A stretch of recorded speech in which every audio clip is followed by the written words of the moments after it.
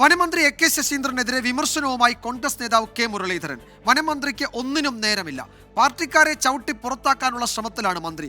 ഒന്നിനും കൊള്ളാത്ത വനമന്ത്രിയെ പുറത്താക്കണമെന്നും വയനാട്ടിലെ ഹർത്താൽ സൂചന മാത്രമാണെന്നും കെ മുരളീധരൻ പറഞ്ഞു.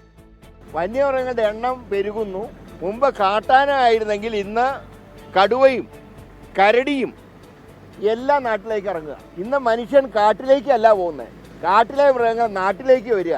മന്ത്രിക്കാണെങ്കിൽ ഇതിനൊന്നും നേരവുമില്ല. അദ്ദേഹത്തിന് മന്ത്രിസ്ഥാനം നിലനിർത്താനും സ്വന്തം പാർട്ടിക്കാരെ ചവിട്ടി പുറത്താക്കാനുമുള്ള ശ്രമത്തിനിടയിൽ വന്യമൃഗങ്ങളിൽ നിന്ന് പാവപ്പെട്ട കർഷകരെയോ ആദിവാസികളെയോ രക്ഷിക്കാൻ കഴിയാത്ത അവസ്ഥയിലാണ് അദ്ദേഹം എത്തിയിട്ടുള്ളത്.